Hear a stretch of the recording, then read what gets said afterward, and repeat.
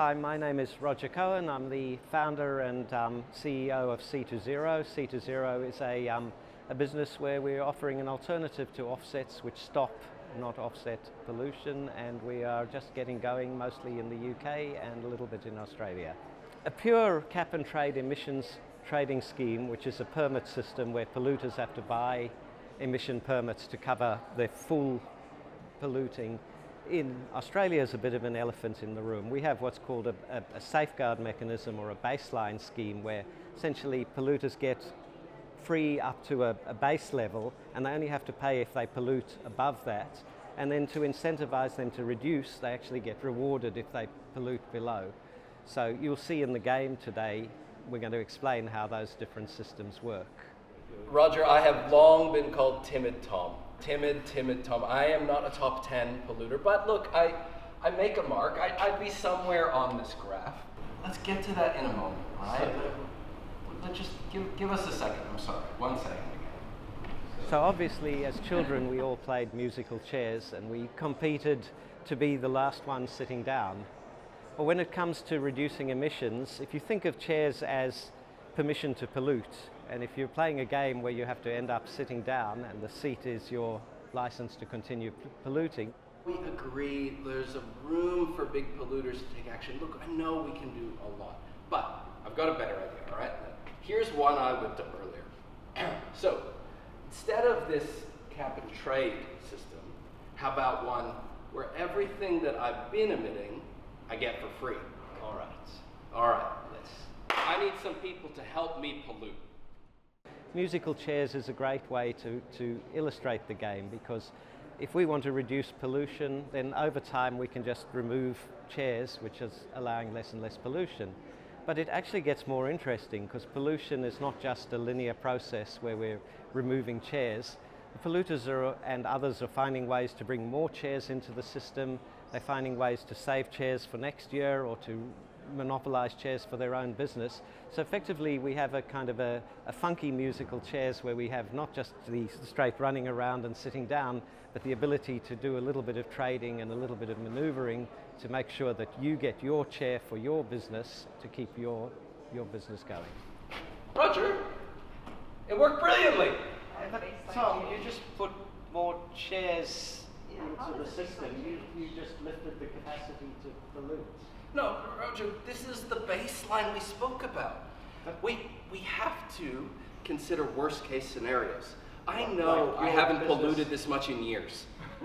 When people walk away from this game, they will see that you can use a market-based system to stop polluters polluting. You can give polluters a choice because they can effectively pay to continue doing their business or to buy a chair and sit down, or they can invest that money in decarbonisation. So I want to show how the market can actually be the mechanism which enables them to drive change.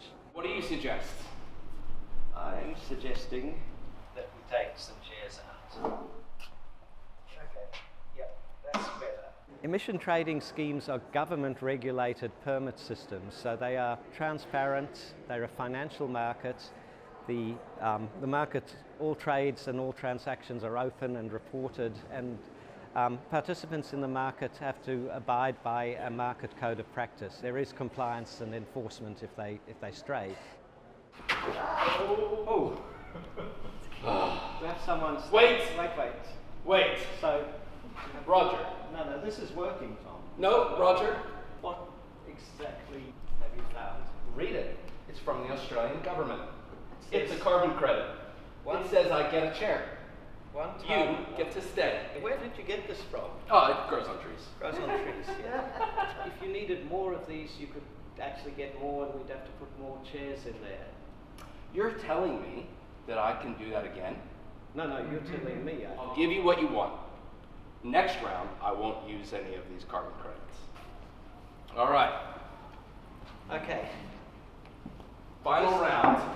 The big problem when it comes to pollution is, in parallel with that, we have what's called the voluntary market, which is an offset-based system, and you've probably heard about the good stuff that gets done. There are projects to plant trees, to capture carbon from the atmosphere, but in parallel with that, there's also been a lot of bad stuff. People have created markets out of trees that already exist. They've been double counting, they've been creating ineffective credits, and that's because that market is not regulated, it's not transparent, it's very fragmented, and it's very much a bilateral market. It's not a big centralized market. No one wants the chair. They all want to stop polluting. People appreciated that there was a market and there was a way to reduce pollution. We had a lot of questions about some of the nuances in the market. How does the mechanism work?